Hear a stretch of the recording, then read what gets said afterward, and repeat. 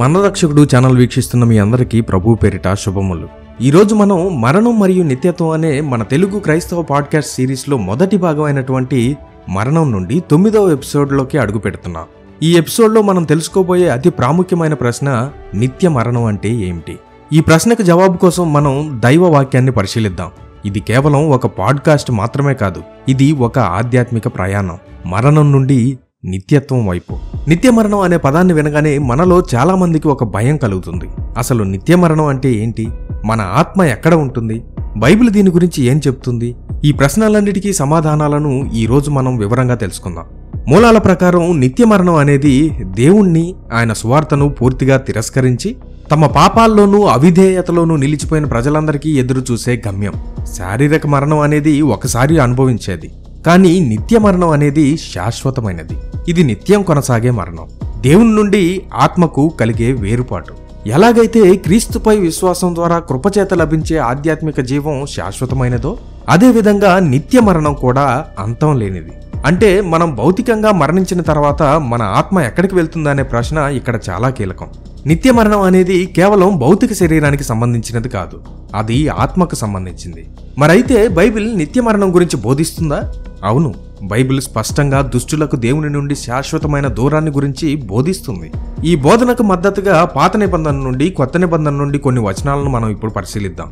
దానియేలు గ్రంథము 12వ అధ్యాయము 2వ వచనంలో ఇలా ఉంది: మరియు సమాధులలో నిద్రించు అనేకులు మేలుకొనెదరు, కొందరు నిత్య జీవము అనుభవించుటకును, కొందరు నిందల పాలగుటకును, నిత్యముగా హేయులగుటకును మేలుకొందరు. ఈ వచనం స్పష్టంగా పునరుద్ధానం గురించి మాట్లాడుతుంది. కొందరు నిత్య జీవానికి, మరికొందరు నిత్యమైన సిగ్గుకు, అంటే శాశ్వతమైన అవమానానికి లేపబడతారని చెప్తుంది. రెండవది మత్తయి సువార్త 25వ అధ్యాయము 46వ వచనంలో యేసు ప్రభు ఇలా అంటారు: వీరు నిత్య శిక్షకును, నీతిమంతులు నిత్య జీవమునకును పోవుదురు. ఈ వచనం నీతిమంతులకు నిత్య జీవం, దుష్టులకు నిత్య శిక్ష అని స్పష్టంగా తేడాను చూపిస్తుంది. ఇక్కడ నిత్యం అనే పదం జీవానికి, శిక్షకు రెండిటికి ఉపయోగించబడింది అనేది మనం గమనించదగిన విషయం. మూడవది ప్రకటన గ్రంథము 20వ అధ్యాయము 14-15 వచనాలలో మనం ఇలా చదువుతాం: మరణమును, మృతుల లోకమును అగ్నిగుండములో పడవేయబడెను. ఈ అగ్నిగుండము రెండవ మరణము. ఎవరి పేరైనను జీవగ్రంథమందు రాయబడినట్టు కనబడని ఎడల వాడు అగ్నిగుండంలో పడవేయబడును.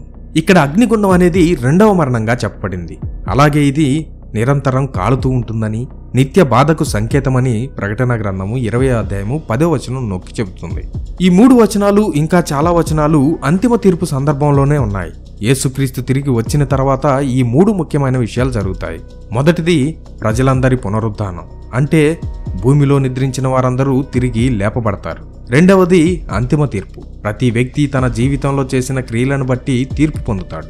మూడవది నిత్యమైన స్థితి ప్రారంభం, అంటే తీర్పు తర్వాత నీతిమంతులు, దుష్టులు వారి వారి నిత్యమైన గమ్యాలను పొందుతారు. నీతిమంతులు మరియు దుష్టుల గమ్యం చాలా విభిన్నంగా ఉంటుంది. నీతిమంతులు తమ రక్షకుడైన యేసుక్రీస్తు యోగ్యతల ద్వారా నీతిమంతులుగా తీర్చబడిన వారు మహిమతో నిండిన నిత్యమైన స్థితిలోకి ప్రవేశిస్తారు. మరోవైపు క్రీస్తుని తిరస్కరించిన దుష్టులు అగ్నిగుండానికి, నిత్య శిక్షకు, నిత్య బాధకు పంపబడతారు.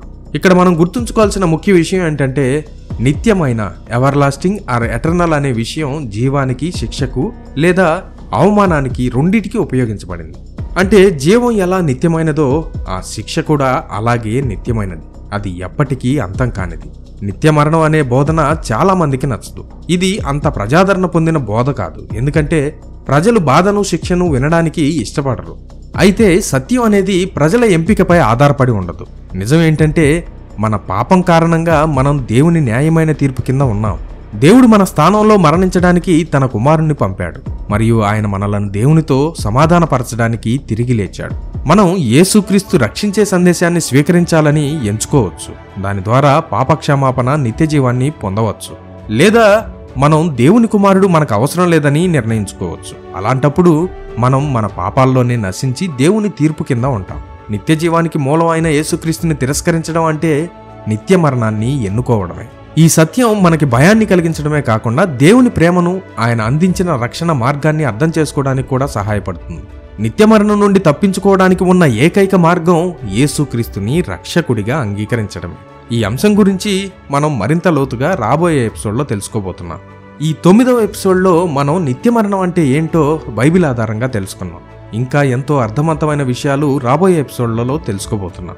రేపటి 10వ ఎపిసోడ్లో తెస్సలోనికైలకు రాసిన మొదటి పత్రిక 4వ అధ్యాయము 16వ వచనంలో క్రీస్తునందు మృతులు ఎవరు అనే విషయాన్ని తెలుసుకోబోతున్నాం. మీరు ఇప్పటికే మన రక్షకుడు ఛానల్ని సబ్స్క్రైబ్ చేయలేదా? వెంటనే చేయండి. బెల్ ఐకాన్ని క్లిక్ చేయడం ద్వారా మేము పెట్టే ప్రతి వీడియో అప్డేట్ మీకు వస్తుంది. ప్రార్థనతో దేవుని సన్నిధిలో సాగిపోండి. రేపటి ఎపిసోడ్లో మనం కలుసుకునేంత వరకు క్రీస్తునందు మీ సహోదరులు చూజన్ 17.